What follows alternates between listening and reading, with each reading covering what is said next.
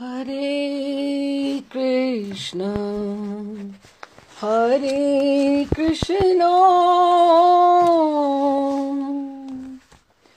Krishna Krishna, Hare Hare, Hare Ram, Hare Ram, Ram Ram, Hare Hare, Hare Krishna, Hare Krishna, Krishna Krishna, Hare Hare, Hare Ram, Hare Ram, Ram Ram, Hare Hare, Hare Krishna, Hare Krishna, Krishna Krishna, Hare Hare, Hare Rama, Hare Rama, Ram Ram, Hare Hare, Hare Krishna, Hare Krishna, Krishna Krishna, Hare Hare, Hare Ram, Hare Rama, Ram Ram, Hare Hare.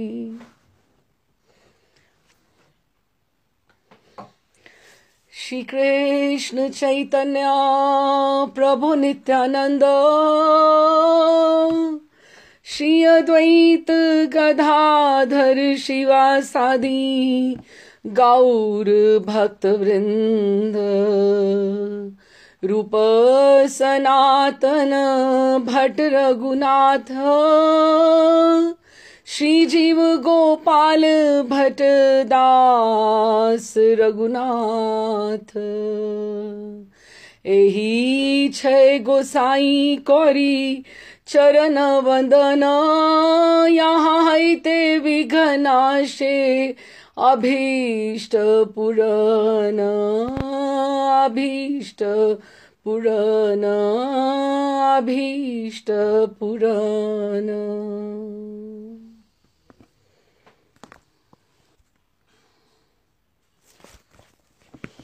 हाँ जी, हम श्री रामदास नामाचार्य श्री रामदास बाबा जी के चरित्र का चिंतन कर रहे हैं पिछली 3 सिटिंग से. तो आज ठाकुर जी की कृपा से अगर होगा तो वी विल कंक्लूड. आज उनका चरित्र का हम अंतिम पड़ाव के ऊपर है.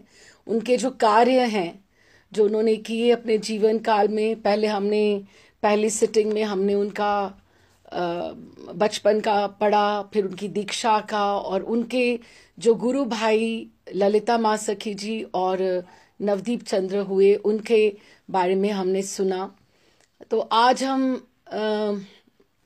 उनके जो उन्होंने कार्य किए, और सबसे सुंदर बात जब वहाँ हमने पिछली बार छोड़ा था वो हमने अमय निमाई के मंदिर से संकीर्तन जहाँ होता वहाँ छोड़ा था.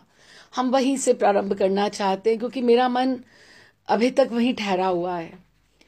तो वहाँ से ही हम शुरू करते हैं वापस से पुनः.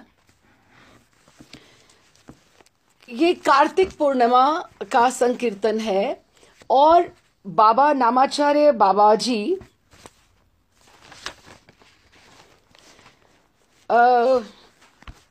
नामाचार्य बाबा जी कार्तिक शुक्ला अष्टमी को बाबा जी महाराज लगभग 250 भक्तों के साथ वृंदावन पधारे.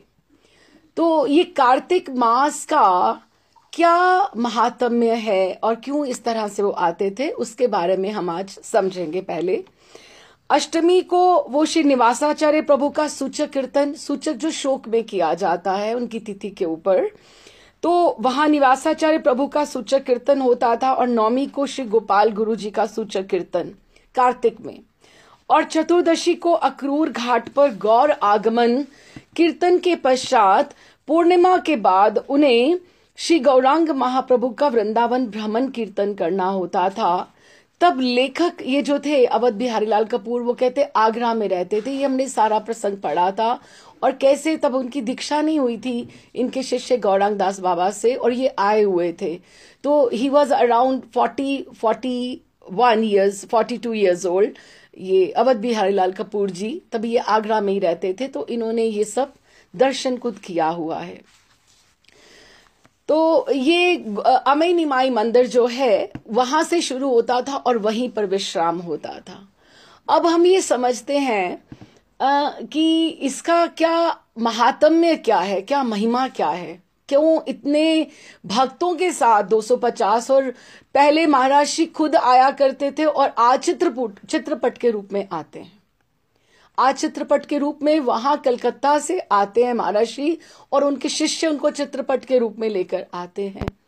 क्या उसका महात्म्य है?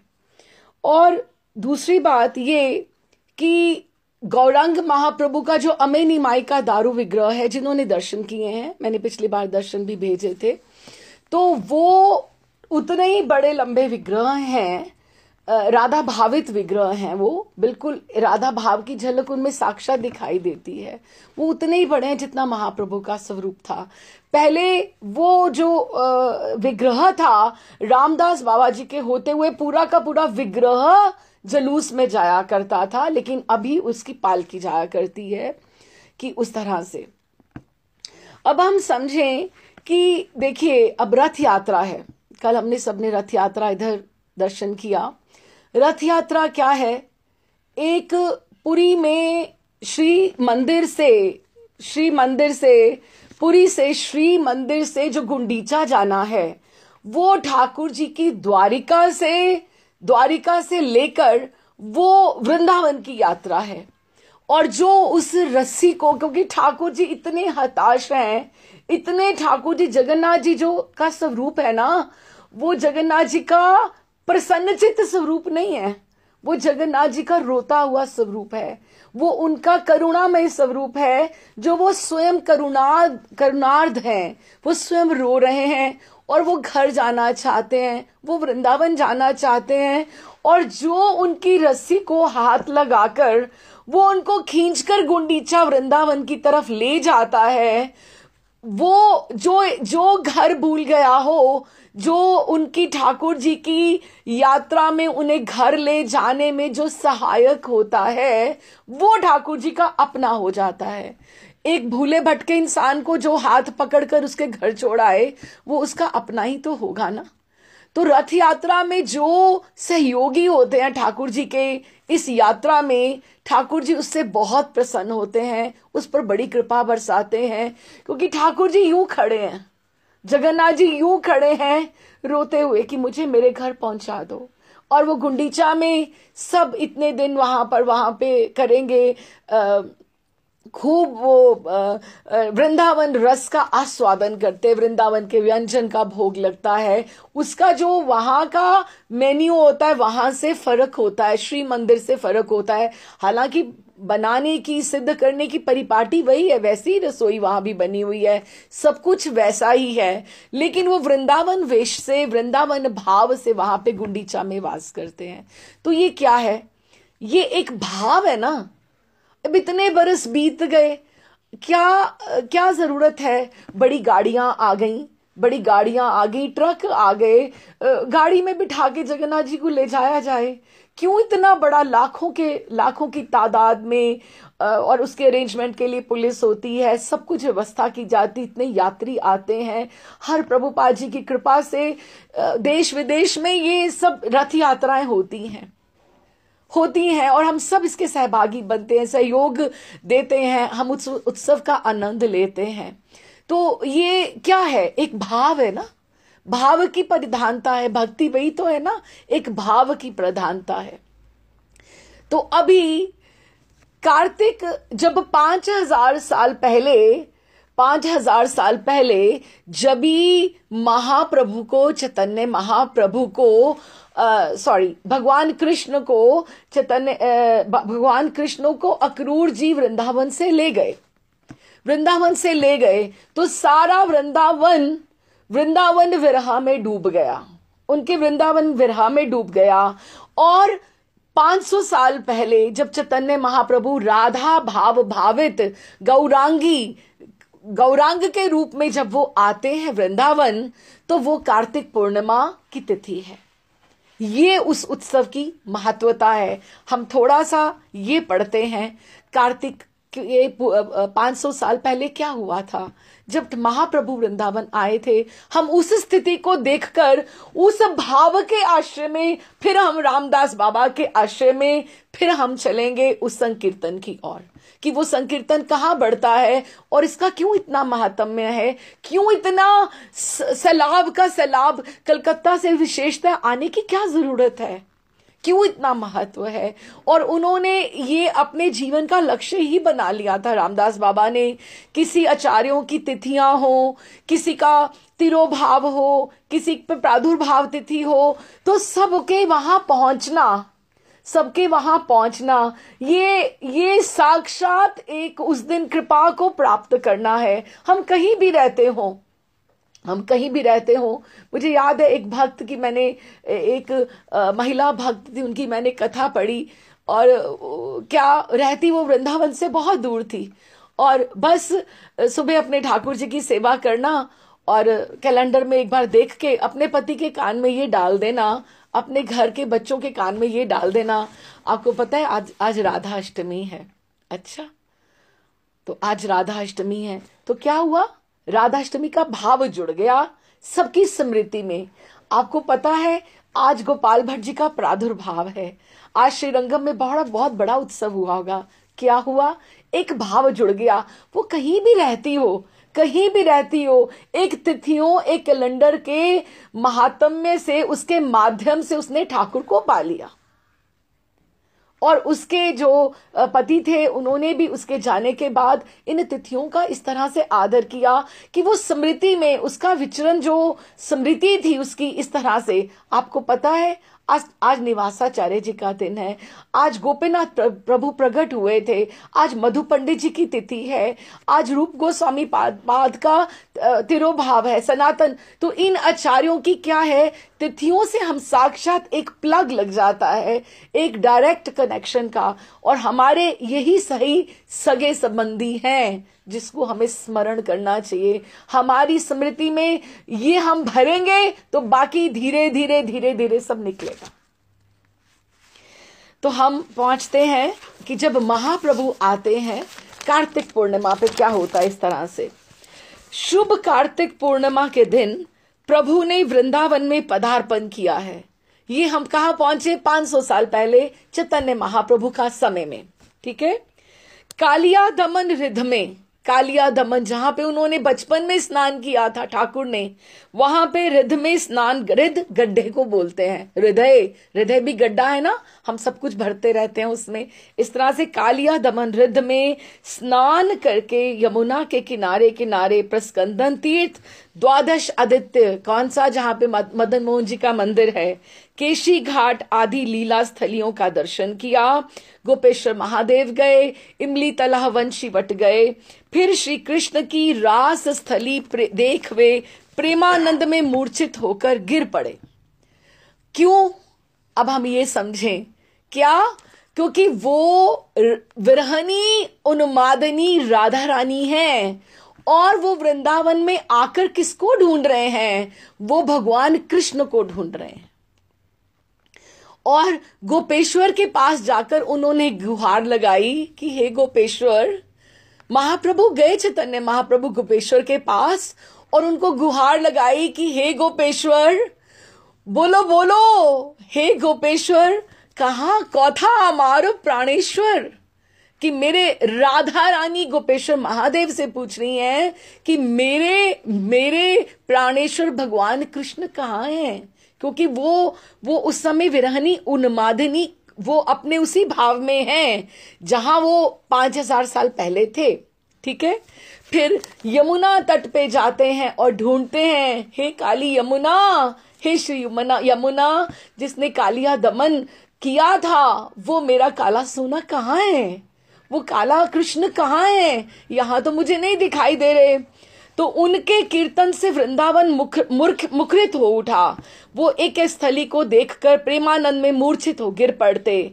मूर्छा भंग होने पर दिन भर वहां नृत्य कीर्तन करते। उनके नेत्रों से चैतन्य महाप्रभु के जल से प्रेम नदी बह चली। मथुरा और वृंदावन के सहस्त्रों लोगों उनके दर्शन को टूट पड़े। उन्हें देख सभी ने कहा, ये तो साक्षात कृष्ण हैं। कृष्ण को छोड़कर किसी में इतना प्रेम होना संभव ही नहीं है। जिस वृंदावन के दर्शन की साध ना जाने चैतन्य महाप्रभु कब से अपने हृदय में संजोए हुए थे, जिसके लिए ना जाने उन्होंने कितने आंसू बहाए थे। 2 बार दर्शन के लिए प्रयास भी कर चुके थे और वापस भी जा चुके थे। वहां पे हताश हो चुके थे कि मैं वृंदावन कभी नहीं जा पाऊंगा। उसी वृंदावन के तरुलताओं के बीच अपने को पाकर वे फूले नहीं समा रहे हैं। वे प्रत्येक वृक्ष को आलिंगन कर रहे हैं। कब? कार्तिक पूर्णिमा को वृक्ष को आलिंगन कर वैसे ही सुख का उपभोग कर रहे हैं जैसे अपने किसी अति प्रिय के आलिंगन से उन्हें होता है। आलिंगन कर उसे छोड़ नहीं पा रहे हैं। उनके हृदय में बार बार आनंद की तरंग उठती है।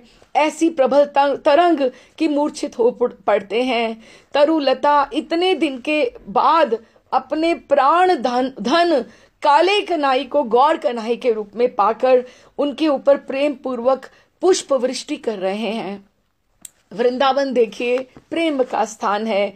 यहाँ के तरुलता पशु पक्षी सब प्रेम से गठित हैं। उनके अंदर रक्त मांस मज्जा नहीं है, उसमें प्रेम ही प्रेम है, क्योंकि प्रेम ही वृंदावन है। प्रेम का प्रसवन आनंद है और इसलिए यहाँ का सब कुछ आनंदमय है। प्रेम कब होता है? जब आप आनंद में होते हो। आनंद के स्रोत से प्रेम का जन्म होता है। इसलिए यहाँ अगर वृंदावन में प्रेम है तो ये वृंदावन आनंदमय है। आनंद ही आनंद का घर है। ब्रह्म संहिता में तो उल्लेख है कि वृंदावन में जो एक सहज कथा भी होती है ना, कोई चर्चा भी ठाकुर की चलाता है तो वो भी संगीत हो जाता है। सहज अगर आप निकुंज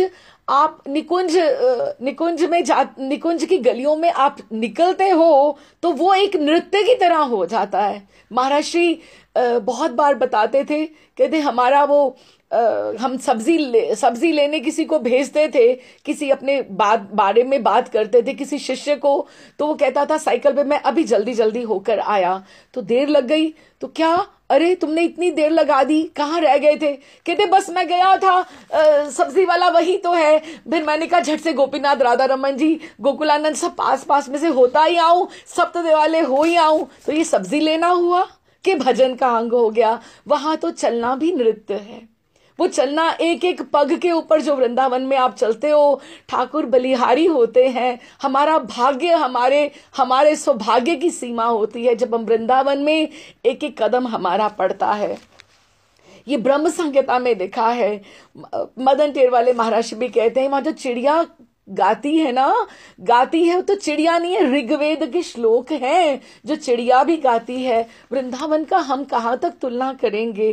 कहीं पे महर्षि भी शिष्य भूति कृष्ण महर्षि बहुत बार कहते कि जब हमारे अभी तो प्रकृति में उतना सौंदर्य उतना कम होता जाता है, ठाकुर जी कृपा करें समय से और हो जाए अच्छा, सब कुछ हरियाली आए वृंदावन में। तो कहते चिड़िया जब सुबह गाती थी तो ऐसे आवाजें आती थी, राधे कृष्ण,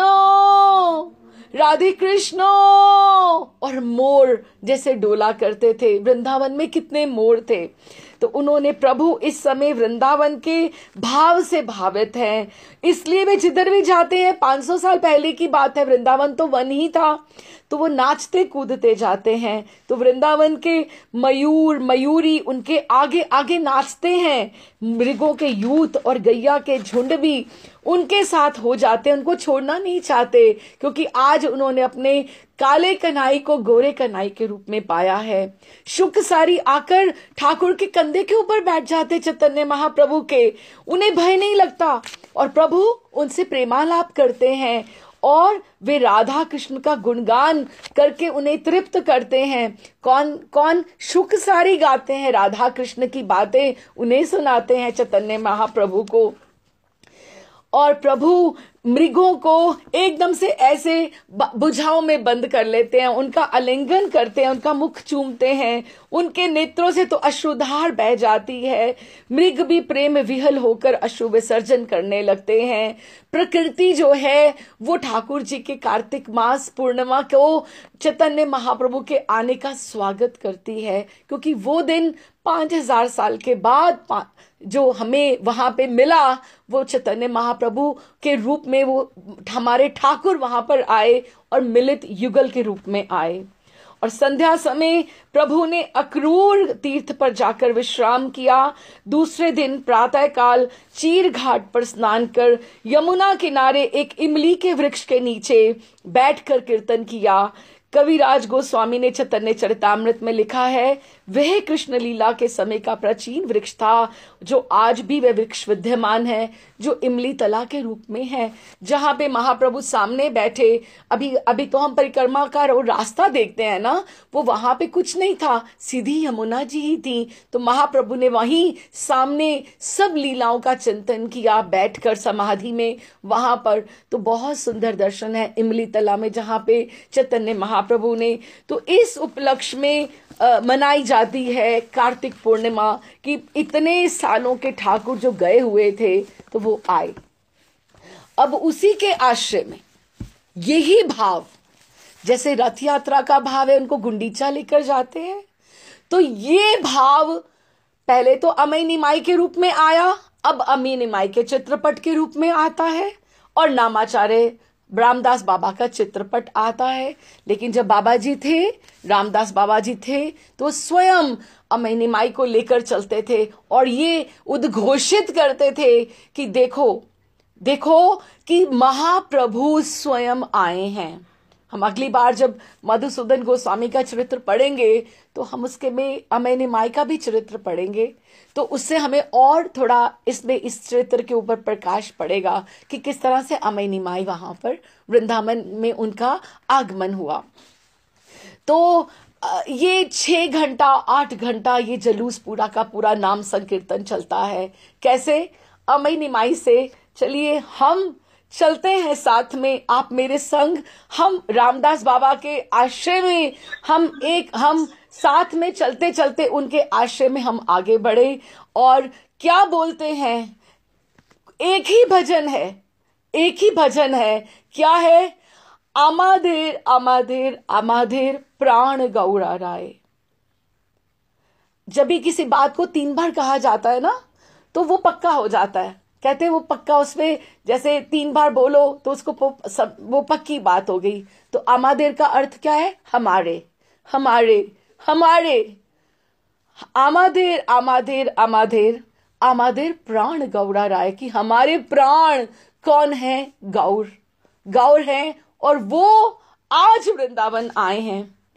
तो अगर वो विरहनी उन्मादनी, अगर राधा रानी किसको, ठाकुर जी को ढूंढ रही हैं और उनको ठाकुर जी के दर्शन हो रहे हैं, तो हम उनके आश्रय में अगर ये याचना करें तो फिर हमें क्यों ना हो, हम क्यों ना हो। बात तो संबंध की है ना। हमने जब बोल दिया कि हमने अपना एक संबंध बना लिया, हमने उनका हवाला दे दिया, हमने एक नाता जोड़ लिया कि हमारे वो महाप्रभु हैं और हम आए हैं महाप्रभु को भी लेकर और बाबा जी का भी चित्रपट लेकर, और हम आगे बढ़ रहे हैं और फिर हमें भी इसमें दर्शन हो। तो क्या बोलते हैं? आमादेर आमादेर आमादेर प्राण गौरा राय, आमादेर प्राण गौरा राय, कृष्ण विरहनी उन्मादनी प्राण गौरा राय। और उन्होंने ये नहीं बोला कि कृष्ण आए हैं, ना ही उन्होंने ये बोला कि वहां पे कृष्ण आए हैं। कृष्ण के विरह में गौर आए हैं। कृष्ण के विरह में कौन? भानु नंदिनी आई हैं। कृष्ण विरहनी भानु नंदनी प्राण गौरा राय। बोलो बोलो श्री यमुने कथाए अमर कालिया दमन। यमुना जी पे गुहार लगाते किसी घाट पे जाकर, और फिर उससे पूछते कि हे यमुने, आप बताओ कि हमारे गौरा राय जो ये बोलते हैं उसके भाव में आए कि हमारे कृष्ण कहाँ हैं। फिर आगे जो जो सिद्ध स्थलियां हैं और जहां पर महाप्रभु गए हैं वहीं वहीं गुहार लगाई है। बोलो बोलो हे वंशी वट कथा मरो वंशीधारी আমারো প্রাণ গৌরা রায়, আমাদের প্রাণ গৌরা রায়। बोलो बोलो गोपेश्वर कथा আমারো প্রাণেশ্বর। আমার कौने दोषे छिले गले, कि मेरा आपने कौन सा मेरा दोष अपने हृदय में धारण किया है। हे गोपेश्वर महादेव, आप मुझे ठाकुर जी के दर्शन क्यों नहीं करा रहे हैं? कौन बोल रहा है? विरहनी उन्मादनी बोल रही है। हम भी वंशी वट पे जाएं, हम भी श्री यमुना जी के पास जाएं, हम गोपेश्वर महादेव के पास जाएं, हम भी उनसे यही याचना करें। यही हमारी रीति नीति है, गौड़ियाचार्यों ने जो बताया है। और फिर ये जो पूरा का पूरा समुदाय होता था, क्या करता था? सप्त देवालयों के आगे जाता था। सप्त देवालयों के सेवा कुंज के आगे सड़क पर बैठे हुए, सड़क के ऊपर, भीतर मंदिर में नहीं जाते। 300 का 250 का दल तो वहीं से आता था, तो वृंदावन के कितने लोग उनके साथ इकट्ठे होते होंगे, कितने आचार्य लोग होते होंगे, उनके भावाश्रय में कितने लोग जुड़ते होंगे। तो वो सेवा कुंज के बाहर बैठे हुए हैं, गोपेश्वर महादेव के भीतर मंदिर में नहीं गए हैं। क्यों? इतना किसी के पास समय नहीं है, क्योंकि वो जुलूस में है। बल्कि उनको लिए पट खोल दिए जाते हैं। बाहर सड़क के ऊपर बैठे हैं, वंशी वट के बाहर बैठे हैं, इमली तला के बाहर बैठे हैं, और वो क्या गाते हैं? एक एक, और राधा रमन जी मंदिर के आगे जाकर गाते हैं क्या? इस संबंध से एक एक नाम का हवाला देते हुए, उनको अपना नाता याद कराते हुए कि कैसे बोलते हैं। मैं कुछ पढ़ती हूं इसमें से, आप देखिए कहाँ कहाँ से किस किस का वो संबंध जोड़ते हैं। कितना सुंदर है। ये सब रामदास बाबा जी के द्वारा रचित है। और 6 घंटे 8 घंटे जलूस में यही आमादेर एक ही भजन चलता था, एक ही धुन चलती थी, और उसके अलावा अतिरिक्त कुछ नहीं गाया जाता था। आमादेर आमादेर आमादेर प्राण गौरा राय।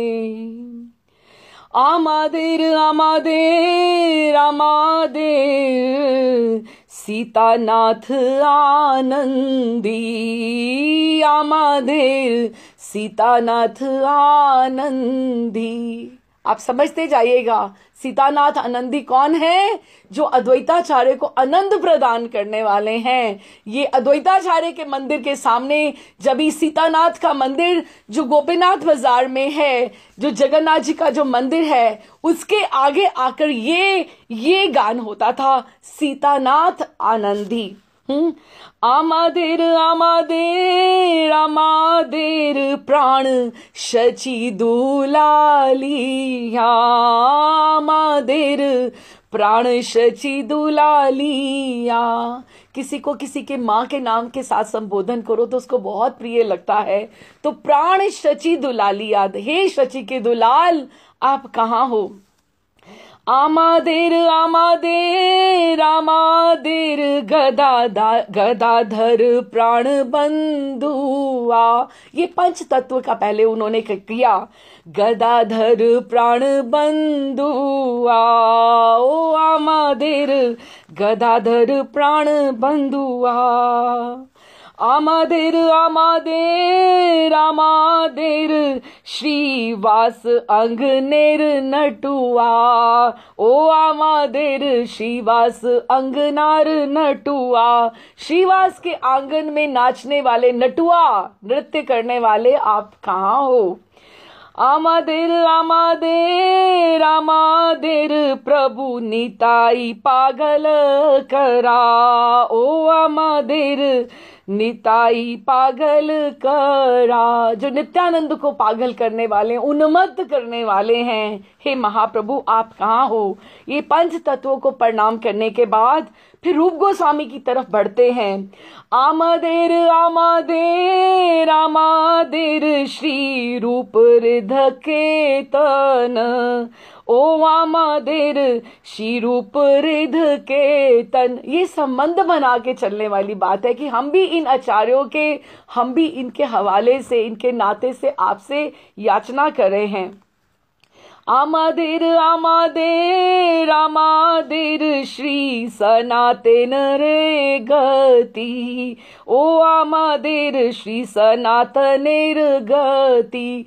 सनातन की गति ही आप में है हे ठाकुर। आमादेर आमादेर आमादेर श्री गोपाल भट्टेर प्राण, ओ आमादेर श्री गोपाल भट्टेर प्राण। आमादेर आमादेर आमादेर श्री रघुनाथेर साधन, ओ आमादेर श्री रघुनाथेर साधन। फिर गोकुलानंद जब जाते हैं, आमादेर आमादेर आमादेर लोक नाथ हृदय बिहारी, ओ आमादेर लोकनाथ हृदय बिहारी। आमादेर आमादेर आमादेर श्री जीव जीवन धन, आमादेर श्री जीव जीवन धन। सब गोस्वामियों के हवाले से फिर बोलो बोलो हे ब्रिजर तरुलता, वृंदावन की हे प्रकृति। आज भी हम अगर जाएं वृंदावन की वृक्ष, वृंदावन की लताओं, प्रकृति से, उनसे हमें पूछना चाहिए श्याम बंधु गेले कोथा, कि हमारे श्याम बंधु कहाँ हैं? वृंदावन की जो गैया हैं, बोलो बोलो ब्रिजेर धनो धेनु कौथाया हमारा काला कानू, कि हमारे सांवरे कानू श्याम सुंदर कहाँ हैं? क्योंकि वहां पे लता पता वृंदावन में जो भी हैं वो ठाकुर जी का कृपा पात्र हैं। वो संत रसिक संत वैष्णवाचार्य हैं जो वहां पर उस रूप में सब तपस्या कर रहे हैं। तो ये जो था, ये भाव था पूरा का पूरा कि कार्तिक पूर्णिमा में ऐसे संकीर्तन करते हुए वो सब गलियों में वृंदावन की, अमैने माई से शुरू होकर गोपेश्वर महादेव, इधर से चलते हुए इधर से गोपेश्वर से वापस आकर जगन्नाथ जी से सीतानाथ के मंदिर के सामने से होके वापस अनाज मंडी, रंग जी के मंदिर, अनाज मंडी, सेवा कुंज की गलियों से होते, इमली तला से केशी घाट, राधा रमन जी संध्या में पहुंचते, गोकुलानंद पहले, मदन मोहन जी उधर से, इधर रूप गोस्वामी पाद के मंदिर, सबके आगे गुहार लगाते हुए जाते। जो आज भी कार्तिक मास में अगर हम वहां हों तो हमें पूरा का पूरा उसमें से आश्रय लेके इसका लाभ लेना चाहिए। इनका ये बहुत सुंदर वहां पर हुआ करता था। इसके आगे अगर हम अब इसके बाद अगर पढ़ें तो उन्होंने रामदास बाबा जी महाराज जी का जीवन जो था भगवान नाम से ओतप्रोत था। उन्होंने मन और प्राण से अपने आप को नाम से इतना मिला दिया था कि नाम की पूरी शक्ति का उनमें संचार हो गया था। वे अपनी इच्छा मात्रा से वे सभी अलौकिक कार्य कर सकते थे जो नाम की शक्ति से संभव है। अपनी इच्छा मात्र से रोगियों को रोग मुक्त कर देते थे और मृतकों को भी जला देते थे। दुखी, दरिद्र, अभावग्रस्त लोगों का सभी प्रकार के अभाव दूर कर सकते थे। उनके जीवन में इस प्रकार की ना जाने कितनी ही घटनाएं घटी जब उन्होंने मृतकों भी जीवन दिया। बड़े बाबा जी के चरित्र में तो है ही है, इनके भी चरित्र में है।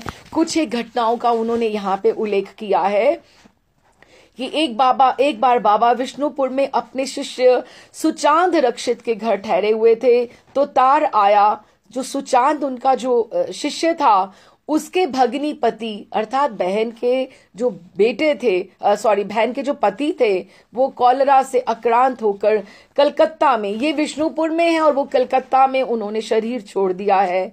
तो सुचांद की जो माँ थी, इनके चरणों में पड़ गई रामदास बाबा के कि आप हमारे ऊपर कृपा करें। उनके जमाई की ने शरीर छोड़ दिया है और वो यहाँ पे उनको प्रार्थना कर रही हैं कि आप उनको कृपा करें कि मेरी बेटी इस तरह से विधवा ना हो। तो विष्णुपुर में सुचांद की वृद्धा माँ ने बाबा के चरणों में बराबर रोना और उनसे प्रार्थना याचना की। तो उन्होंने एकदम से जब उनको कहा कि तुम निश्चिंत हो जाओ, कुछ भी नहीं होगा, तो जब भी अस्पताल में मृत को स्ट्रेचर से बाहर लेकर जाया जा रहा था, ले जाते समय जो जमादार था, जो वहां पे गार्ड था, उसने देखा कि उनका तो श्वास चल रहा है और उसको तत्क्षण जाकर डॉक्टर को सूचना दी और डॉक्टर देखकर अवाक और रोगी शीघ्र ही कुछ दिनों में ठीक होकर वो घर चले गए। इस तरह से कई घटनाएं हुई। उन्होंने कुछ एक का बताया है। बांकुड़ा में भी बाबा जी महाराज के शिष्य महाभागवत हरि पद कविराज महाशय रहते थे। वैष्णवों की सेवा के लिए उनका हाथ सदा खुला रहता, उनका घर भी रोगी वैष्णवों के लिए खुला रहता। तो उनकी बहन शांताबाला की मृत्यु हो गई। तो उसी दिन बाबा जी महाराज को उनको पता लगा, वो कलकत्ते में उनके घर पे ही थे, तो उनको पता लगा। तो उन्होंने आशु बाबू से उनको बोला कि कविराज महाशय कोई संकट में नहीं है। उनकी बहन बिल्कुल, वो कह रहे हैं कि वो मरना सन पड़ी है और वो कह रहे हैं कि उसको कुछ नहीं होगा, आप निश्चिंत हो जाओ, वो ठीक हो जाएगी। बाबा थोड़ी देर के बाद बोले और इतना कहते कि वो निश्चिंत हो जाओ और कहते ही जय निताई करके उन्होंने हुंकार लगाई और उधर शांताबाला मर चुकी थी। संध्या समय उन्होंने उनके पति को प्रतीक्षा हो रही थी कि वो आ जाए तो संस्कार का कार्य आगे बढ़े। तो उनका जो जहां पे मृत देह थी, तो उनके घर की किसी नौकरानी ने देखा और कहा उन्होंने कहा देखो देखो आओ, शांताबाला तो जल मांग रही है। शांताबाला जल मांग रही है। जल पीने के बाद करवट बदलकर फिर सो गई और सब लोग हैरान हो गए कि हम तो आज उनकी प्रतीक्षा कर रहे थे कि इनके पति आए तो फिर संस्कार करें, तो इसीलिए देर हुआ। लेकिन ये नहीं पता कि बाबा जी महाराज की कृपा इस तरह से चल रही है। और सबसे हम गौरांग दास बाबा के चरित्र में भी पढ़ेंगे कि गौरांग दास बाबा ही शरीर छोड़ने वाले थे। वो बहुत अस्वस्थ थे क्योंकि गौरांग दास बाबा की इतनी कृपा रहती थी, बड़े शिष्यों का अपरारब्ध अपने ऊपर ले लेते थे। सन 1951 में 1951 में वृंदावन में गौरांग दास बाबा जी महाराज बीमार पड़े। उनके शिष्य जो डॉक्टर गोकुल नारायण व्यास थे, चिकित्सा के लिए उन्हें अपने घर आगरा ले गए। बाबा 15 दिन वहां रहे और उनकी अवस्था बिगड़ती गई और वो डॉक्टर्स के हाथ में है और वहां वो बिगड़ रहे हैं। और उनको डॉक्टर व्यास को ये लगा कि अगर इनका शरीर आगरा में छूट गया, मैं तो इनको चिकित्सा के लिए लेके आया हूं, लेकिन इनकी स्वास्थ्य बिगड़ता ही जा रहा है, इनमें सुधार नहीं नजर आता, तो मैं इसे वृंदावन ले जाऊं, मुझसे ये अपराध नहीं हो जाए कि इनका शरीर यहीं छूट जाए। तो उनको लगा कि 24 घंटे के भीतर शरीर छोड़ देंगे, मुझे इनका वृंदावन लेकर जाना बहुत आवश्यक है। तो वो दूसरे ही दिन उन्हें बिल्कुल अचेतन अवस्था में अपनी गाड़ी से वृंदावन लेकर गए। उन्हें भय था बल्कि कि कहीं रास्ते में ही उनके प्राण ना छूट जाएं गौरांग दास बाबा के। वे उन्हें वृंदावन लेकर जा रहे थे। उसी समय रामदास बाबा जी महाराज कलकत्ता में वो उनको सुबह सुबह वहां से लेकर जा रहे, आगरा से वृंदावन, और बाबा आने कर रहे हैं। ये हमने पिछली बार सिटिंग में पढ़ा था। आनिक जो नित्य क्रिया होती है वो सबको स्मरण करते हैं, उसका साक्षात्कार करते हैं। सुबह सुबह जो सबको स्मरण करते थे, तो आनिक के समय जब उन्होंने जगत बंधु और गुरुदेव के चरणामृत का जब वो सेवन कर रहे थे, एक सेवक उनको चरणामृत देता जा रहा था और वो सबको स्मरण करते जा रहे थे। और पान करते करते एकदम वो रुक गए, एकदम से उनके नेत्र विस्फारित हो गए और उसको एकदम से वो चरणामृत को, राधा रमन दास बाबा का जो चरणामृत था उसको मुंह से हटा ही नहीं पा रहे हैं। और उन्होंने, सेवक ने कहा, लीजिए बाबा, हो गया, अब आगे ये लीजिए, कि उनको सबके चरणामृत की शीशियां दे रहे थे। तो उन्होंने कहा बाबा हो गया। तब आवेश पूर्ण मुद्रा में उन्होंने कहा, ये कहाँ हो रहा है, बात कलकत्ता में हो रही है और गौरांग दास बाबा आगरा से वृंदावन जा रहे हैं, रास्ते में हैं और कहते हैं, आवेश पूर्ण मुद्रा में उन्होंने कहा, अरे गौरांग जाना चाहता है, देखूं तो मुझसे पहले कैसे चला जाएगा, मुझसे पहले चला जाएगा क्या। और इधर गौरांग बाबा को एकदम से आवाज आई गुरुदेव की कि तुम्हें नहीं जाना है, तुम मुझसे पहले नहीं जा सकते हो। और गाड़ी से जैसे ही उतारा, आगरा मथुरा वृंदावन का रास्ता ही कितना है, घंटे के भीतर वो जब पहुंचे तो आंखें खोल के उन्होंने कहा कि मैं कहाँ हूं। तो उन्होंने कहा, वृंदावन में अपने आश्रम में हैं आप। तो डॉक्टर व्यास ने बोला, उन्होंने गहरी सांस ली और कहा, अब मुझे वृंदावन से बाहर कहीं ना लेकर जाना। उनका जो अप्रगट होने का समय था वो टल गया था। ये रामदास बाबा जी की कृपा से वो टल गया था। वहां से उन्होंने उनको अपना संचार किया, उनको शक्ति का संचार किया और वे और साल भर जीवित रहे। साल भर बाद जब रामदास बाबा जी महाराज का अंतर्ध्यान हुआ, तब उन्होंने फिर बाद में गुरुदेव का अनुसरण किया, वो पहले नहीं जा पाए। इस तरह से कितनी ही और लीलाएं हुई जब उन्होंने कितनों का प्रारब्ध अपने ऊपर लिया, या हम कह सकते हैं कि किसमें कितना शक्ति संचार किया। एक बार इस तरह से विष्णुपुर में उत्सव हो रहा था और सुचांद रक्षित के बैठक खाने में विश्राम कर रहे थे। और इस तरह से एक कुलमणि आचार्य नामक का एक वहां पे आया, कोई मनुष्य आया, लेकिन वो नाम तो कुलमणि नाम आचार्य था उसका, लेकिन वो शराबी, लंपट और एकदम वैष्णव विदेशी व्यक्ति था, ऐसे विद्वेषी कि एकदम से द्वेष करने वाला। और आके उसने वेश धारण किया साधु का और आकर क्या बोलता है, भक्तवृंद जहां विश्राम कर रहे थे उनको ये बोलता है कि आमी साधे की वैरागी सेजे छी, मागे मरे छे, पूत मरे छे, बड़गी दागा पिए छे, वृंदावने कृष्ण भौजाओ, मालपुआ खीर खाजा गौजा। हाँ, कितना अपनी तरफ से बोल रहे हैं कि मैं वैरागी बन गया हूं। किस लिए वैरागी बना हूं? मेरी स्त्री मर गई है ना, इसलिए मैं आ गया हूं। अब मेरे लिए खाना कौन बनाएगा? तो मैंने ये सोचा कि चलो वैरागी ही बन जाता हूं। पुत्र भी मेरा चला गया, इसलिए संसार में इतना मुझे दुख मिल गया, तो अब मैं सोचता हूं मैं कृष्ण भजन ही कर लूं। अब मुझे मालपुआ, खीर, खाजा इधर खाने में बहुत आनंद आता है, सेवा, दासियों की सेवा का मजा भी मिलता है, और इस प्रकार राजा का भी राजा बना हुआ हूं। कहने का उसको वो उपहास कर रहा था कि जो बाबा लोग होते हैं उनको बढ़िया बढ़िया भंडारे में खाना मिलता है और इतना सब खाना मिलता है, और इस तरह से कि किसी की पत्नी मर जाए, किसी को कोई कष्ट हो, किसी के पास धन नहीं है, आपाद स्थिति है, अभाव है, दरिद्रता है, तो चलो जी बाबा जी बन जाएं। सबसे बढ़िया तो यही है, अच्छा खाने को भी मिलेगा, पीने को ओढ़ने को भी मिलेगा और वहां पे सेवा सम्मान भी होगा। बिल्कुल, महर्षि तो कहते हैं, बड़े महर्षि कहा करते थे कि देखो परिस्थितियां जो हैं हमारा प्रारब्ध है, अगर आज नहीं भोगोगे तो उसको अगले जन्म में भोगना पड़ेगा। ये तो अनर्थ निवृत्ति है, जितना तुम्हारा इस जन्म में कट जाए अच्छा है। और परिस्थितियों के छाती के ऊपर, उसकी वक्षस्थल के ऊपर परिस्थितियों के नृत्य करना ही भक्ति है। वो बल्कि उससे पलायन करना, परिस्थितियां आ गई तो उससे पलायन करना, उससे एस्केप नहीं करना चाहिए, उससे जूझना चाहिए, फिर आपको भक्ति प्राप्त होगी। नहीं तो ऐसे पलायन क्या, आप भक्त भगौड़े थोड़ा होते हैं। तो सबको ऐसे जो वहां पर आके वो नृत्य करने लगा और ऐसे कहने लगा कि वाह वाह, अब तो मुझे भंडारे खाने मिलेंगे। तो बाबा जी महाराज के जो शिष्य थे उनको तो बहुत क्रोध आया कि ऐसे ऐसे हमारे बारे में ऐसे क्यों बात कर रहा है।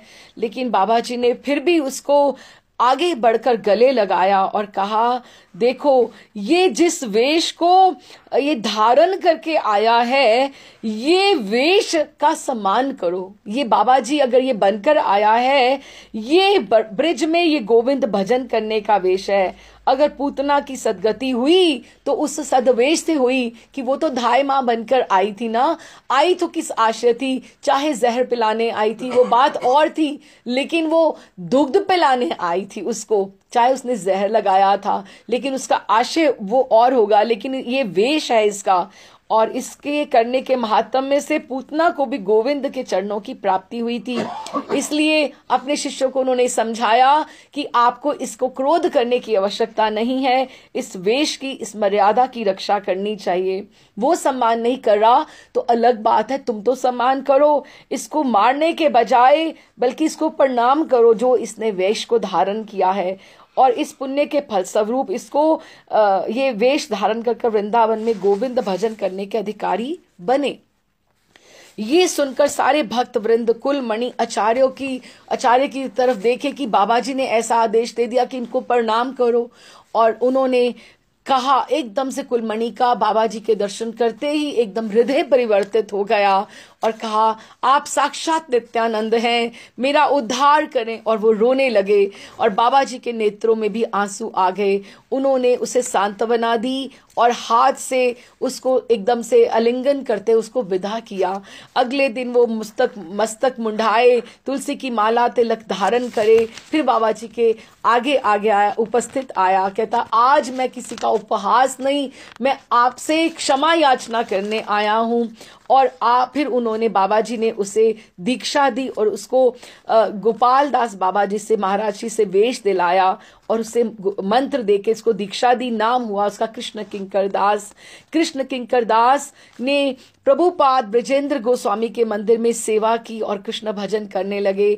बाबा महाराज जी की करुणा के प्रभाव से उसका शोधन ही नहीं हुआ, उसके चरम कल्याण का पथ प्रशस्त हुआ। इस तरह से कितने ही लोगों का उन्होंने उद्धार किया। उन्होंने कहा, हमारी गौर निताई की परंपरा में किसी को त्यागने का विधान ही नहीं है, बल्कि पतितों को तो हमें पहले आकर आगे बढ़कर पूछना चाहिए। ये भी होता था कि जिस तरह से कोई राधा रमन दास शरण देवदास बाबा कहा करते थे, रामदास तुम सब जगह जाते हो, तुम्हारे घर के पास उधर वैश्यों का मोहल्ला है, वहां भी कभी कभी होया करो, नाम पर भात फेरी, वहां पर उद्धार की बहुत आवश्यकता है। और वो कहते, जी सरकार। और इस तरह से वो आगे बढ़कर वैश्याओं के मोहल्ले में भी जाया करते। इतनी छोटी आयु, लेकिन इतनी सात्विकता, इतना उनकी पवित्रता कि वो नाम के प्रभाव से कितनों का उन्होंने उद्धार किया। और आप मानिए वो ये समय था भी ऐसा, इस तरह कलकत्ते में जिस तरह से जहां जिस स्थान पे वो रहते थे वहां का, इस तरह से एक कभी चोरी भी हुई उनके आश्रम में, लेकिन लोगों ने उनको कहा, शिष्यों ने, कि नहीं, आप पुलिस को कहिए कि पुलिस आगे बढ़कर आए और इसको पकड़े। लेकिन उन्होंने कहा, देखिए इसके पास वाकई बहुत बिल्कुल पैसे नहीं होंगे, तो आप उसका शोधन हमें करना चाहिए। हमें चोरी जो है उससे हम घृणा करें, उसकी प्रवृत्ति से हम घृणा करें, हम इससे क्यों घृणा करें। तो उसकी भी उन्होंने कहा, पतितों के उद्धार के लिए तो पतित पावन निताई चांद के प्राण सदा ही रोया करते थे। एक बार प्रसाद की महिमा प्रकाशित करने के लिए एक और लीला हुई एक दिन आश्रम में कि छोटी छोटी लीलाओं से हमें कुछ ना कुछ सीख मिलती है कि प्रसाद जो है कभी भी दूषित नहीं होता है। किसी के स्पर्श से प्रसाद प्रसाद प्रसाद है, उसकी महिमा चिन्मय है। जैसे गंगा है, जैसे भगवत गीता है, वो किसी के भी स्पर्श से दूषित नहीं हो जाती है। एक बार दिन बीते, एक गलित कुष्ठ रोगी ने आश्रम में आकर कुछ प्रसाद मांगा। कोई गलित था और कुष्ठ था, कुष्ठ रोगी था। तो उस समय आश्रम के सब लोग प्रसाद पा चुके थे, बस बाबा जी ने ही नहीं पाया था। तो उनका जो पारस था, उनकी थाली बनाकर एक अलग जगह पे रखी हुई थी। तो उन्होंने वही कुष्ठ रोगी को दे देने को कहा कि आया है तो तुम वही दे दो। लेकिन वो जो पारस था रोगी के सामने रख दिया गया, लेकिन क्योंकि वो पारस था, अभी किसी ने खाया नहीं हुआ था वो प्रसाद, लेकिन बाबा जी ने भी इसको पाया नहीं हुआ था। उन्होंने कहा कि आप यही रख दीजिए। उन्होंने सारा का सारा रख दिया। अब उसने क्या किया, जितना खाया उसने बाकी वहीं पर छोड़ दिया कि अब इसको कहाँ फेंकूं, अपने आप ये लोग उठा लेंगे। लेकिन बाबा जी ने बिना किसी ग्लानि या संकोच के बचा हुआ प्रसाद स्वयं ग्रहण किया। और सब लोग हैरान हो गए देखते हुए। आश्रम वासी सिहर उठे, पर किसी का साहस नहीं हुआ उनसे कहने का। और उन्होंने ऐसा कहकर जीव मात्र के प्रति अपने दया भाव का परिचय तो दिया, बल्कि भगवत प्रसाद की चिन्मय बुद्धि का भी ज्वलंत दृष्टांत उपस्थित किया और कहा, स्पर्श दोषे महाप्रसाद नष्ट नहीं होया। चिन्मय महाप्रसाद स्पर्श दोष से भी नष्ट नहीं होता। स्पर्श दोष मानने वाले का सर्वनाश होता है, जो कि ये कहते हैं कि ये तुमने छुआ प्रसाद को, ये किया। अब जगन्नाथ जी का भी जो प्रसाद है उसकी कितनी महिमा है। तो प्रसाद होता है, उसको उसी के स्वरूप में, उसी के रूप में, और वो कृपा उसमें रहती है। आपको उसी रूप में उसको स्वीकार करना चाहिए। इस तरह से एक और कभी आया उनके पास, वो भी बहुत पतित जीव था और उपेन दत्त था उसका नाम, और उसने बहुत खून किए हुए थे। और आकर उसने खुद ही बोला, देखिए मैं बहुत पतित हूं, आप मेरा कल्याण कर सकते क्या हैं? मैं आपकी शरण में आया हूं, देखिए मेरी पीठ के ऊपर कितने छुरे के दाग हैं। लेकिन बाबा जी ने उनको भी गले लगाया और उनका भी उद्धार किया। और ये सब जीव धीरे धीरे बहुत सक्षम भक्त हुए। हम कुछ एक का और कैरेक्टर पढ़ेंगे जिससे हमें पता लगेगा कि कौन एक इस तरह से। और भी कोई आया और उनको महाराज श्री ने कृपा की, और उसको कृपा करके अपने बल्कि गले की कंठी उतार के उसको धारण करवाई। और उसको जब धारण कराई और उसको वो एकदम से अपनी 5 कंठियों में से गले में से पहना, उसको 3 कंठी उसको दिलाई। और वह शांत और एकदम से अपराधी की तरह नीचे किया, वो बैठा रहा। और एकदम से उसका बिल्कुल जीवन ही परिवर्तित हो गया।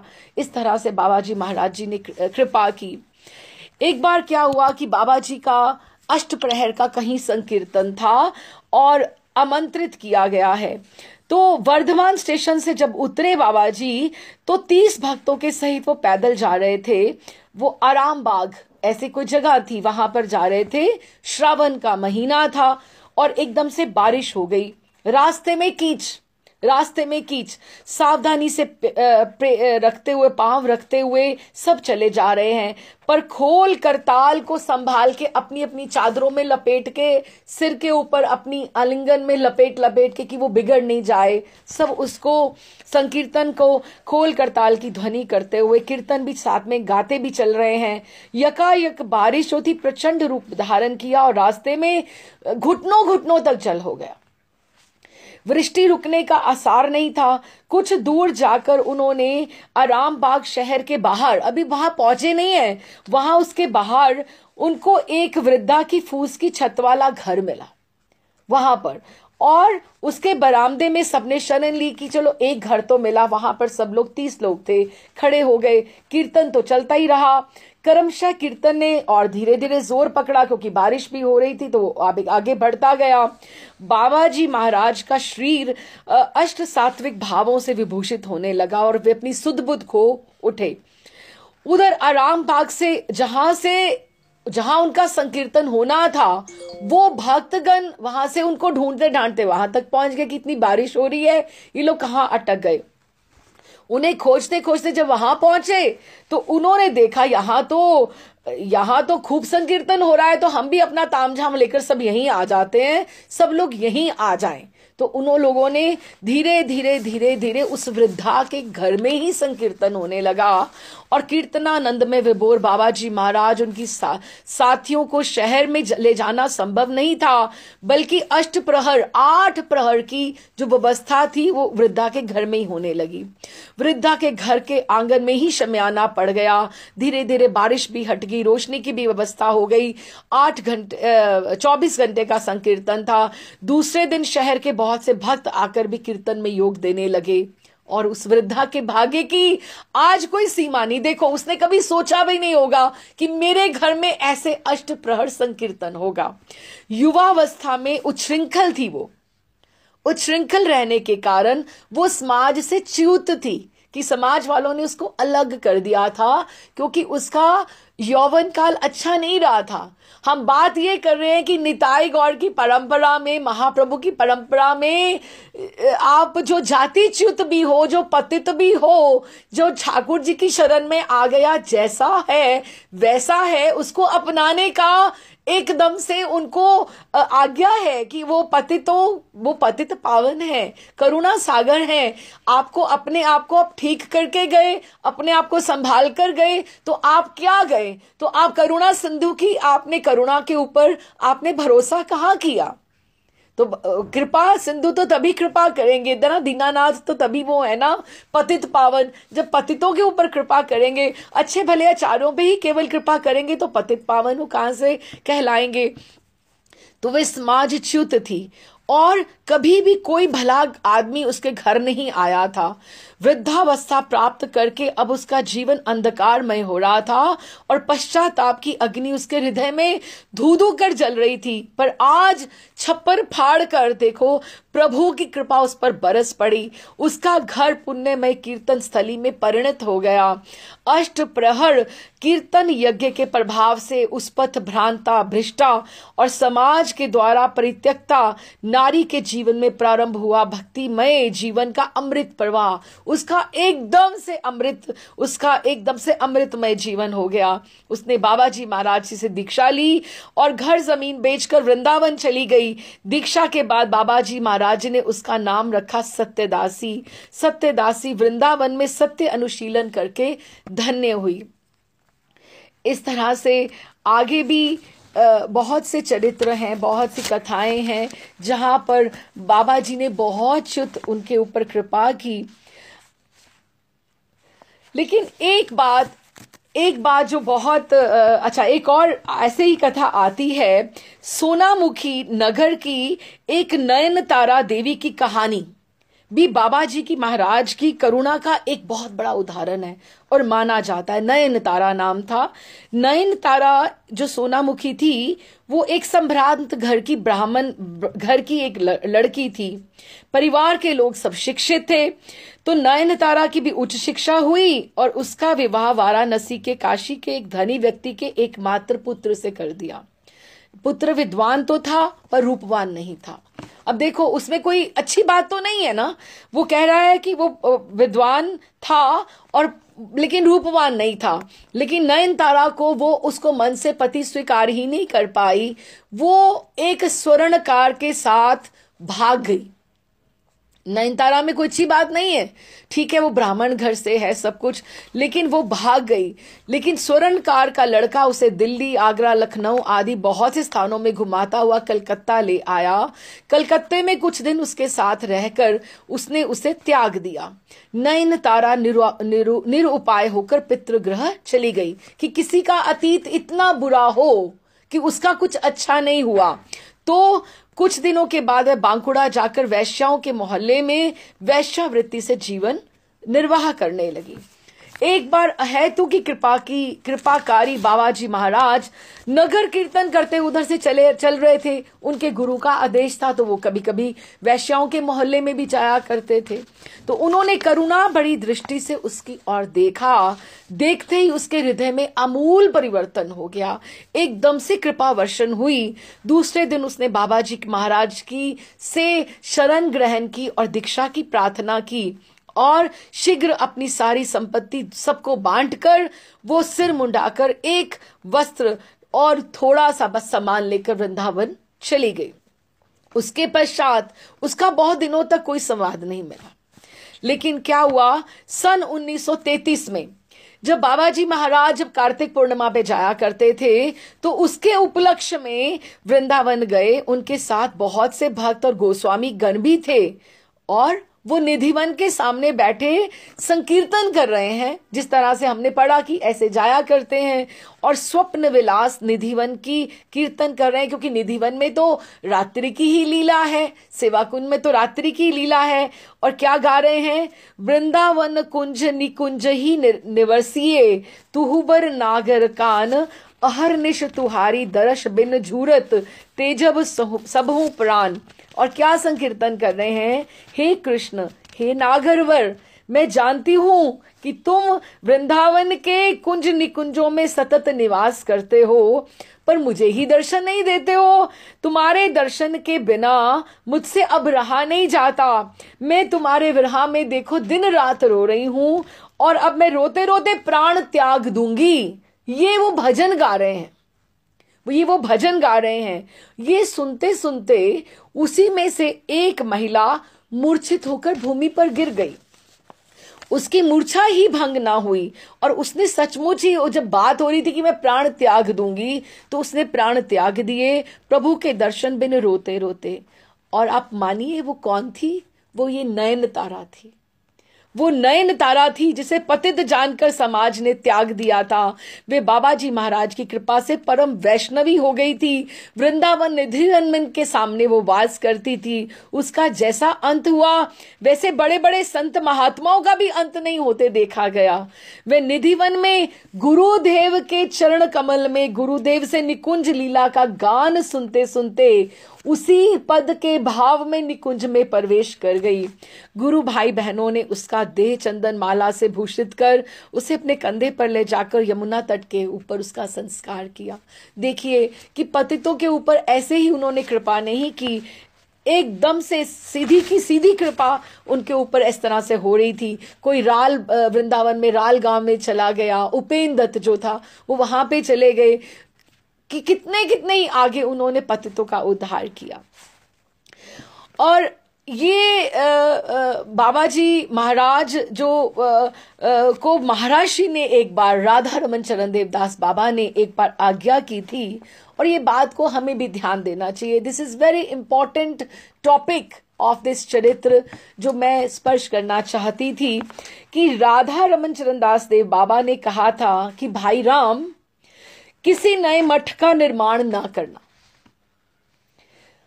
संभव हो तो लुप्त तीर्थों और प्राचीन मंदिरों आदि का उद्धार कर उनके श्री विग्रहों की सेवा की सुव्यवस्था करना।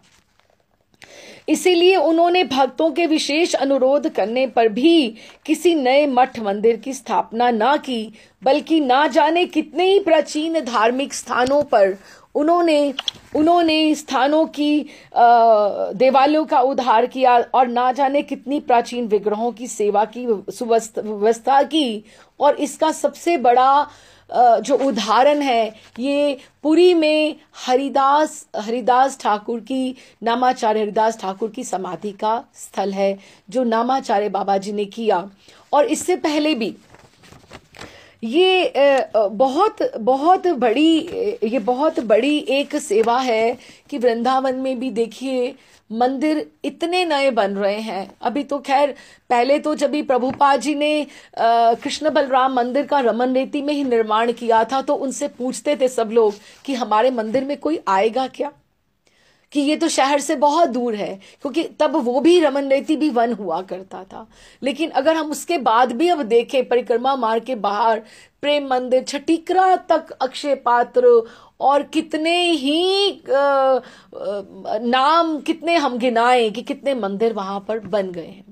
लेकिन अगर हम अपने प्राचीन जो हमारे आचार्यों के स्थल हैं वहां पर कितनी अपेक्षा है कि वहां पर धन का सहयोग किया जाए और वहां पर समाधियों का उद्धार किया जाए। बहुत बार बहुत तो ऐसे मंदिर हैं कि एक सप्ताह तक उनका पोशाक भी नहीं बदला जाता। क्यों? क्योंकि पुजारी की भी व्यवस्था नहीं है, भोग राग की व्यवस्था नहीं है, या उनके पास इतना समाधान ही नहीं है, इतना है ही नहीं कि वो कहां तक करेंगे। तो ये एक बहुत बड़ी सीख है जो हमें इनके नामाचार्य बाबा रामदास जी के चरित्र से मिलती है। और इनको राधा रमन चरण दास बाबा का आदेश था कि नया कुछ भी स्थापित नहीं करो, बल्कि पुराने स्थानों का उद्धार किया जाए।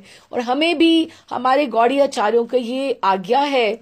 और आप देखिए जगन्नाथपुरी में मंदिर में, जगन्नाथपुरी मंदिर में जब भी हम जाते हैं, मंदिर के भीतर प्रवेश करते हैं, जो मेन गर्भगृह के बिल्कुल सामने गरुड़ स्तंभ है। जो लोग गए हैं, दर्शन किया है, उनको पता होगा गरुड़ स्तंभ, क्योंकि महाप्रभु का जो विग्रह था बहुत बहुत बड़े थे, दीर्घ था। तो महाप्रभु ताकि वो भी अगर आगे खड़े हो जाएं तो दर्शन नहीं कर पाते थे, तो गरुड़ स्तंभ पे वो हाथ रखकर वो वहां से दर्शन किया करते थे जगन्नाथ जी का। और वो एंगल बहुत सुंदर है। वहां पे अभी भी गरुड़ स्तंभ पे महाप्रभु की अंगुलियों के चिन्ह है वहां पर। तो अंगुलियों के चिन्ह हो गए, क्योंकि उनकी भाव विरह की अवस्था इतनी होती थी कि उनका वहां पर जो वो स्तंभ भी है, गरुड़ स्तंभ, वहां उसके पास में जो पिलर है उसके ऊपर उनके निशान वहां पड़ गए। तो उनके नीचे जो टाइल थी वहां भी उनके चरण चिन्ह पूरे के पूरे गड्ढे हो गए थे। लेकिन राधा रमन चरण देवदास बाबा ने एक ये बहुत बड़ा कार्य किया। वो खुद भी ये कार्य करते थे और उन्होंने अपने शिष्यों को भी आदेश दिया कि प्राचीन चीजों का, पुराने स्थानों का, उनका आप दायित्व खुद संभालो। उन्होंने वो जो वहां पर शिला थी जहां पे चैतन्य महाप्रभु के चरण चिन्ह छप गए थे, उसको पूरा वहां पे सब ट्रस्ट से, जगन्नाथपुरी के महंतों से, दैत्य से बात करके उसको वहां से, शिला को वहां से निकलवा कर बाहर परिक्रमा में स्थापित किया। उसका मंदिर बना। आज भी हम दर्शन करते हैं और राधा रमन चरणदास बाबा के ही शिष्य उनकी सेवा करते हैं। वो जो बाहर परिक्रमा में, वो वही चिन्ह है जो भीतर हुआ करते थे, जो महाप्रभु के भाव विरह पे जब वो जगन्नाथ जी के दर्शन किया करते थे तो वो द्रवित होने से वो गल गई थी शिला। एक तो उन्होंने ये बहुत बड़ा कार्य किया। और दूसरा, जब भी जैसे अभी स्नान पूर्णिमा आएगी, 14 तारीख को है स्नान पूर्णिमा, जब भी जगन्नाथ जी वैसे तो बेचारे सारा समस्त वर्ष वो नहाते हैं, स्नान करते हैं दर्पण में, तो उस दिन स्नान पूर्णिमा को तो वो उनको 108 घड़ों से स्नान हो जाता है और वो हो जाते हैं बीमार। उनको काढ़े पे लाए जाते हैं और उनकी सेवा की जाती है उस तरह से, और दर्शन हो जाते हैं बंद। तो जब भी महाप्रभु के समय में इस तरह से उनको विरह हो जाता था कि वो जगन्नाथ जी के दर्शन 15 दिन नहीं कर पाते। उसके बाद ही तो रथ यात्रा होती है ना, उन 15 दिनों के बाद। तो जब वो बंद हो जाते थे कपाट जगन्नाथ जी के, अब 14 के बाद 15 दिन के लिए कपाट बंद हो जाएंगे। आप जाओ तो आपको दर्शन नहीं मिलेंगे। वहां पे पट लगे होंगे जिसके ऊपर जगन्नाथ जी का चित्र होगा, ठाकुर जी के दर्शन नहीं होते।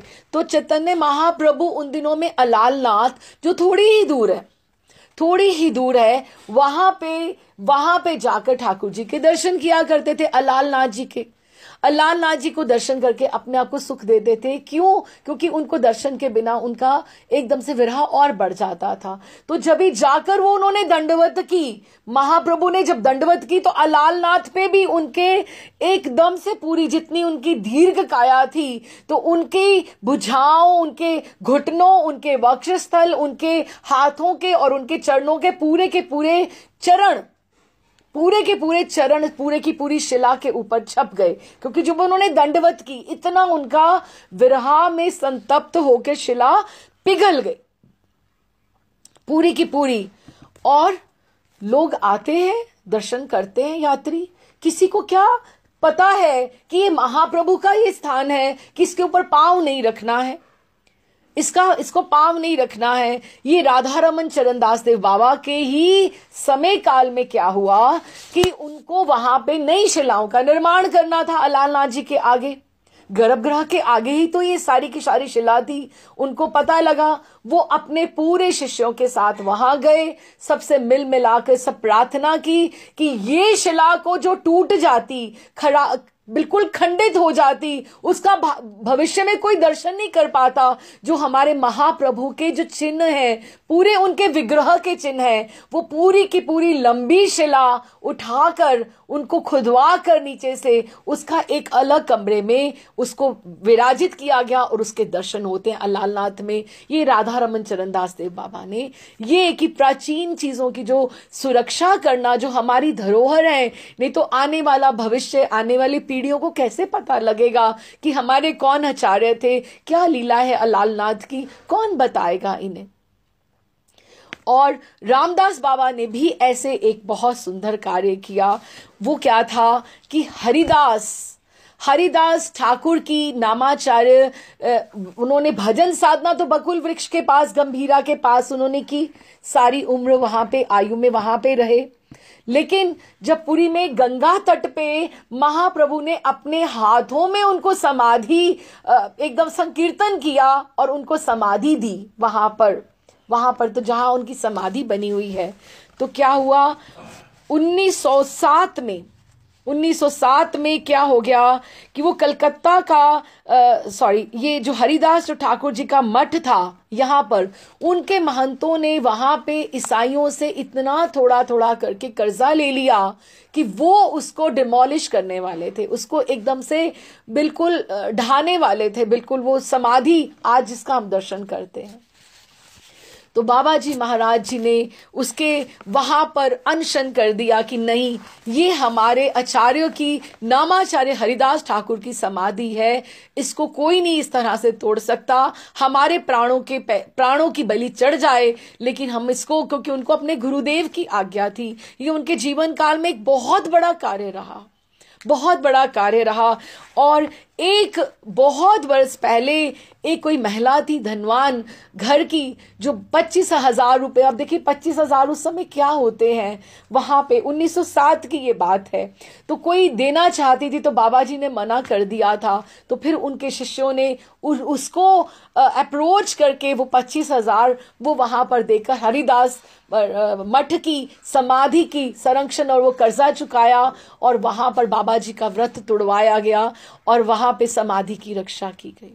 कि ऐसे कार्य, और ये हमें भी सोचना चाहिए कि जो हमारी प्राचीन स्थलियां हैं, प्राचीन समाधियां हैं, उनका हमें संरक्षण करना चाहिए, जिस तरह से भी हम सहयोग कर पाए। वृंदावन तो वही है हमारे, जो महाप्रभु ने अवतार लिया उस वृंदावन के लिए। उन्होंने बाहर व्यवस्था करने के लिए आगरा, नोएडा और इधर वाली साइड के ऊपर नहीं आने के लिए कहा। उन्होंने इतना अपना राधा मिलित अवतार में, अगर महाप्रभु गौरांग महाप्रभु अवतरित हुए, तो सबसे पहले उनका जो बहिरंग कारण था वो वृंदावन का उद्धार था, कि उन स्थलियों का, इसीलिए उन्होंने अपने षठ गोस्वामी वृंद को वृंदावन भेजा कि एक एक विग्रह को प्रकट किया जाए और एक एक विग्रह की स्थापना वहां पे की जाए, विराजमान किया जाए, ताकि आगे का कार्य चले। और वृंदावन को महाराज श्री कहते हैं, वृंदावन की आप सीमा में आप जब प्रणाम करते हैं पहला, तो उन गौड़ीय आचार्यों को, उन गोस्वामियों को आप पहले प्रणाम करना हमें चाहिए, कि अगर वो ना होते तो शायद ये वृंदावन भी नहीं होता। जैसे हम बोलते हैं ना कि अगर गौर ना होते तो कौन जना, तो राधा कृष्ण स्नेह, कि राधा कृष्ण का स्नेह जो है वो कौन जनाता, कि गौर ना होते, कि गौर अगर नहीं होते महाप्रभु तो हमें कोई भी नहीं था जो वृंदावन के रस के बारे में हमें बता पाता, ये आज भी वन ही होता। बिल्कुल। तो इस तरह से उन्होंने बहुत सुंदर व्यवस्था की। फिर उसके पश्चात एक और स्थान था कलकत्ता में, जिसको वहाँ पे जब भी महाप्रभु गौड़ गए थे, गौड़ स्थान गए थे, तो वहाँ पर वापसी पे वहाँ पर ठहरे थे। वहाँ पे एक भागवत आचार्य रहा करते थे और उन्होंने बचपन से उनको भागवत का पाठ करते थे, भागवत, और ये भावना करते थे मुझे राधा कृष्ण का कभी मुझे उनके दर्शन होंगे, राधा कृष्ण के दर्शन होंगे। तो महाप्रभु वापसी पे गौड़ जाते हुए उनके पास वहां पर आए और बैठकर उन्होंने वहां से उनसे भागवत सुनी और वहां ही पाठवाड़ी, जो कलकत्ता भरानगर में भरानगर है वो, तो वहां पे महाप्रभु की पादुकाएं और भागवताचार्य की वो भागवत की पोथी, जो वहां पर वो भागवत की पोथी भी है। तो वो किसी, आप बोलिए कि कोई संयोग हो गया कि रामदास बाबा के पास वो पाठवाड़ी, वो वाड़ी घर को बोलते हैं, वो भागवताचार्य का जो घर था ये रामदास बाबा के संरक्षण में आ गया। तो जो वहां पे पादुका हैं, 3 ही पादुका जो हैं, हम सोचे महाप्रभु की, हाँ जी, कि जो महाप्रभु की 3 पादुका जो हैं, एक तो गंभीरा में है, एक जो उन्होंने विष्णु प्रिया जी को दी है धामेश्वर, जो चांदी से मढ़ाई हुई है, वहां पे धामेश्वर ठाकुर के पास है 2, और ये तीसरी कलकत्ता पाठवाड़ी आश्रम जो रामदास बाबा जी का आश्रम था, वहां पे भागवताचार्य के यहाँ थी। तो वहां पर उन्होंने अपना स्थान बनाया, आश्रम कह लें आप या पाठवाड़ी आश्रम ही कहेंगे हम इसको, कि वहां पे उन्होंने बनाया। तो अभी हम बस आखिरी वहां पे रामदास बाबा जी के प्रयाण की तरफ बस बढ़ रहे हैं। ये आखिरी उनकी लीला इस तरह से हुई कि पाठवाड़ी कि उन्होंने बहुत सुंदर व्यवस्था की, इतनी सुंदर, और वहां पर उन्होंने एक संग्रहालय की स्थापना की। संग्रहालय जैसे लाइब्रेरी होती है, और उसमें प्राचीन हस्तलिखित पोथियां की कितनी, और उसमें महाप्रभु की भी हैंडराइटिंग, नित्यानंद प्रभु की भी हैंडराइटिंग वहां सुरक्षित है। आचार्य लोगों की भी वहां पर जो समय काल से जो भी जैसे किसी की कोई माला झोली है, किसी की कोई लाठी है, किसी का कोई कुपीन है, कोई वस्त्र है, किसी की धोती, जो भी प्रसादी रूप से मिला होगा उसके नाम से वो संग्रहालय स्थापित किया गया, जिसमें आचार्यों की, प्राचीन आचार्यों की, ऐसे स्थानों के जाकर हमें दर्शन करने चाहिए जहां पे हमारे आचार्यों का वहां पर सब सुरक्षित है। दुर्लभ मुद्रित ग्रंथ जिनकी प्रिंटिंग नहीं हो पाई, पब्लिशिंग नहीं हो पाई, विभिन्न भक्तों और महापुरुषों के चित्र और उनके हस्ताक्षर और उनके व्यवहारित की गई चीजें और विभिन्न तीर्थों का जल और रज आदि का अद्भुत संग्रह किया। जैसे वो क्रिया में वो खुद प्रयोग में लाते थे, वैसे ही उन्होंने वहां पर किया। और एक ये भी बात है जो मेरे दिमाग में आ रही थी कि ये जो समय था, अगर हम देखें, कलकत्ता भक्ति विनोद ठाकुर हुए, अगर हम इसको उस रूप से देखें, भक्ति विनोद ठाकुर बंगाली हैं, है ना, तो भक्ति सिद्धांत और प्रभुपाद इनका समय, और ये कलकत्ता में राधा रमन चरणदास बाबा का और रामदास बाबा का, और ये पूरा का पूरा एकदम से एक ही युग है। क्योंकि अगर मैं डेट्स देख रही थी, तो डेट्स में अगर राधा रमन चरण देव दास बाबा का देखें तो 1853 से 1905 तक वो रहे, और भक्ति विनोद ठाकुर 1914। तो उन्होंने एक दूसरे के दर्शन जरूर किए होंगे कि जिस तरह से नाम का प्रचार उस समय बहुत हो रहा था। भक्ति सिद्धांत स्वामी जो हैं वो 1874 से 1937 तक रहे, और रामदास बाबा 1875, एक ही साल उनसे छोटे हैं, और वो 1953 तक रहे। उन्होंने ये ज्यादा साल रहे भक्ति सिद्धांत सरस्वती से।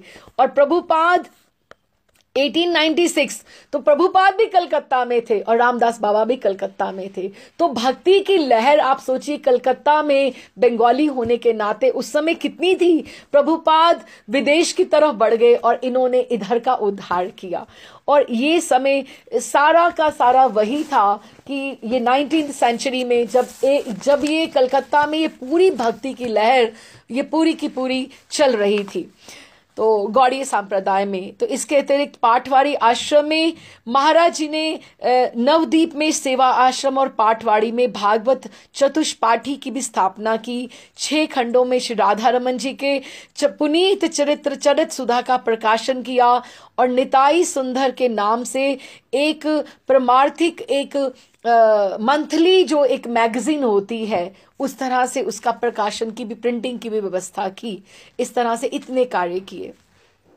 ऐसे महान कार्यों के कारण इतना महिमान्वित होते हुए भी बाबा जी महाराज ने कभी भी अपने अहम को कहीं स्थान नहीं दिया। वो बराबर यही कहा करते, मेरी तो कोई संपत्ति नहीं है, मेरे पास तो केवल और केवल श्री गुरुदेव जी के द्वारा प्रदान किया हुआ एक जोड़ा करताल है और वही मेरी संपत्ति है। मेरे पास और कुछ नहीं है। जो भी हो रहा है गुरुदेव की इच्छा से हो रहा है और उनकी शक्ति से हो रहा है। तो अभी हम महर्षि रामदास बाबा के जो महाप्रयाण का दिन था उसके हिसाब से हम आगे पढ़ रहे हैं। तो राधा रमन दास रामदास बाबा जी महाराज को दे गए थे अपनी करताल और ललिता सखी माँ जी को दे गए थे नवदीप समाजवाड़ी का विग्रहों की अष्टकालीन सेवा, क्योंकि उनकी ऐसी रुचि थी। तो इनके 2 आश्रम हो गए ना, एक तो नवदीप में समाजवाड़ी हो गया और एक कलकत्ता में जो हमने भागवताचार्य का जो स्थान था पाठवाड़ी आश्रम, ये रामदास बाबा वहां रहते रहे और ललिता माँ जी वहां पर रहती रही, सखी माँ जी वहां पर रहती रही। ललिता सखी का उनको बहुत संबल था, बहुत आश्रय था और 1946 में 1946 में वो नित्य लीला में प्रवेश कर गई। जब नित्य लीला में प्रवेश हुआ उनका, तो बाबा जी महाराज का भी कार्य अब लगभग समाप्त हो गया था और जगत बंधु ने जिस वृक्ष को वृंदावन का रस लाकर और वृंदावन से लाकर कलकत्ता इधर गौर रस को वितरण करने के लिए छोड़ दिया था, वो चलते फिरते कल्प वृक्ष के रूप में साधु असाधु पतित अपतित सभी को उसके अमृतमय फलों से उपकृत करने के लिए वो वहां पर विचर रहा था।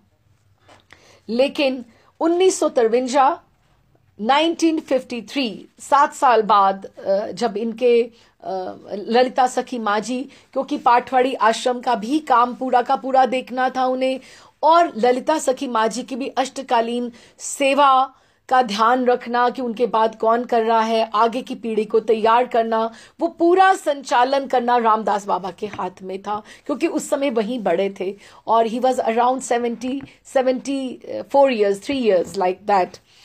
तो उन्होंने जब भी 1953 अग्रहाण कृष्णा चतुर्दशी के दिन, उससे एक दिन पहले त्रयोदशी के दिन वो बिल्कुल स्वस्थ थे। अगले दिन ललिता सखी माँ जी का तिरोभाव तिथि है, तो आश्रम में पूरी तैयारी चल रही है कि ये होगा, भंडारा होगा या ये इस तरह का उत्सव होगा। पूरा का पूरा उनको जो उनका डॉक्टर भी था उनको देखकर जाया करता था सप्ताह में एक बार। तो उस दिन भी उनको देखकर गया कि बिल्कुल स्वस्थ हैं बाबा, बिल्कुल स्वस्थ की स्थिति में हैं। वो सुबह का कार्य देखते हुए 10:30 पौने 11 के करीब उन्होंने विश्राम के लिए जाने से पहले उनके पास 2 उनके शिष्य थे, एक नंददास और एक वसंत दादा। 2 शिष्य थे जो उनके पास रहा करते थे। तो उनसे सिर्फ ये पूछा कि चतुर्दशी कब लग रही है, क्योंकि वो त्रयोदशी थी, चतुर्दशी अगले दिन ललिता सखी माँ जी का तिरोभाव स्थिति थी। तो उन्होंने कहा रात्रि 2:30 बजे से लग रही है कि 2:30 बजे से चतुर्दशी शुरू हो जाएगी। तो उन्होंने उस दिन फिर 11 बजे के करीब विश्राम किया और उसके बाद वो उठ गए, पौने 2 बजे के करीब वो उठ गए। उनकी एक आराम कुर्सी वहां पर हुआ करती थी पाठवाड़ी आश्रम में, जो अभी भी वहां पर है। तो वहां पर उठे, बाबा जी महाराज ने नित्य की भांति उठे, शैया से जगे और बोले, 2:30 बजने वाले हैं, चतुर्दशी लगने वाली है। ललिता सखी माँ जी बुला रही हैं, दीदी बुला रही हैं, टान पड़े छे कि मुझे आवाज आ रही है निकुंज से कि वो मुझे बुला रही हैं, अभी वार नहीं, कि अभी और समय नहीं है कि अब आप भजन करो सब। और वहां से उन्होंने उनको बोला, सब हैरान, क्योंकि शिष्य भी जो नंददास बाबा थे और बसंत दास जो उनके पास हमेशा रहा करते थे, उन्होंने भी ये सोचा कि 2 बजे ये क्यों उठ गए हैं इस तरह से, क्योंकि 3 साढ़े 3 बजे उठा करते थे, अभी 11 बजे तो सोए हैं कि सुबह उत्सव है, तिरुभाव है। तो उन्होंने उसी समय उन्होंने कहा मेरा आसन बिछा दो, तो कुर्सी से उठकर उन्होंने आसन बिछा दिया। तो आसन पे जब वो बैठे तो उन्होंने कहा मेरे गुरुदेव की करताल मेरे हाथ में दे दो। तो उन्होंने गुरुदेव की करताल करते करते उनको बोला कि मेरे ठाकुर निताई गौर के भी चित्रपट ले आओ, कि एक उनकी चित्रपट की सेवा थी जो उनके साथ संकीर्तन पे भी जाया करती थी। एक साइड पे निताई गौर की सेवा है, एक साइड पे राधा रमन चरण दास देव बाबा का चित्र है। तो उनका उन्होंने आशीर्वाद सामने लेते लेते और कहते रहे कि अब जाना है, अब सवार नहीं, कि अब समय नहीं है, बस कीर्तन करो। बसंत दादा तो नंददास बाबा तो वो उनको तो घबराहट होने लगी कि इस समय संकीर्तन क्यों, रात के 2 बजे संकीर्तन क्यों। तो इस तरह से वो स्नान आदि करके भूमि पर बैठ गए, अपने उसी भजन स्थान के ऊपर जहां आज उनकी समाधि है। ठाकुर के चित्रपट और आश्रमवासी भी सब आ गए, सबको कहा नाम करो और गाना शुरू किया, भज निताई गौर राधे श्याम, जप हरे कृष्ण हरे राम। तो ऐसा संकीर्तन प्रारंभ हुआ और यही कहा कि ललिता सखी माँ जी दीदी बुला रही हैं, टान पड़े छे कि मुझे आवाज आ रही है। और एकदम से जब 2:30 बजे चतुर्दशी लगी और उसके बाद 3 बार बोले जय बंधु सुंदर, क्योंकि उनको बंधु सुंदर से बहुत लगाव था। उनको इस पथ पे लाने वाले ही बंधु सुंदर थे।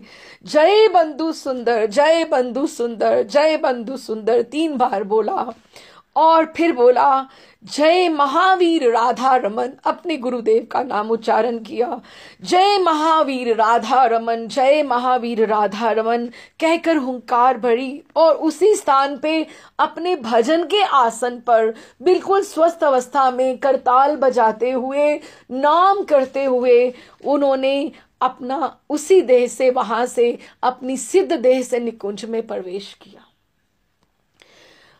एक बहुत बड़ा अध्याय नामाचार्य रामदास जी का यहाँ विश्राम लिया। सभी ने अश्रु विसर्जन करते हुए कीर्तन में योग दिया। और ये जो अपनी उनकी करताल थी वो नंददास जी को दे गए, जो इनकी अपने गुरुदेव ने उनको संपत्ति दी थी। और तब से उस दिन से जो वहां पर नाम प्रारंभ हुआ, आज तक वो 100 साल से ऊपर हो गया है, वो अखंड वहां पर चल रहा है। इस तरह से नहीं, 100 साल नहीं, 1953 में ये हुआ कि 70 वर्ष के करीब हो गए हैं कि वो वहां से अखंड चल रहा है। और सभी धीरे धीरे कीर्तन का स्वर सबका धीमा पड़ता गया और अंत में छा गई नीरवता। बाबा जी महाराज ने दिव्य देह से नित्य लीला में प्रवेश किया। ये जो आचार्य हैं ये कोई सांप्रदाय के आचार्य नहीं हैं, वो आज भी प्रत्यक्ष हैं। हम जब भी उनकी कृपा की याचना करें वो हम पे जरूर कृपा करते हैं, साक्षात कृपा करते हैं। अब ये नहीं इसको सोचना चाहिए कि प्रभुपाद उधर के हैं ना, ये रामदास बाबा उधर के हैं, हमारे नहीं हैं ना, हमारे ही सब आचार्य हैं। ये सब निकुंज की हमारे प्रियालाल जी की सखियां हैं, हमारे से तो बहुत बड़े हैं। और हम सबसे कृपा याचना करें और नामाचार्य हरिदास रामदास बाबा से हम कि हमें भी भजन में उतनी रुचि मिले, हमें भी उतना संकीर्तन में, जैसे इन्हें संकीर्तन में इतनी रुचि होती थी, इतना सात्विक भाव होते थे, हम सब के ऊपर भी कृपा करें कि हमें भी इस प्रकार का मिले, प्रसाद उनसे मिले। तो इसके साथ ही रामदास बाबा के बहुत अलौकिक चरित्र था, इसका आज हम विश्राम करते हैं। देखते हैं अगली बार कड़ी कहाँ से जुड़ती है। कहाँ से हम लेते हैं सबकी राय से। तो बस इसके बोल रामदास बाबा की जय, बोल राधा रमन चरण देवदास बाबा की जय, निताई गौर हरि बोल। राधे श्याम जी।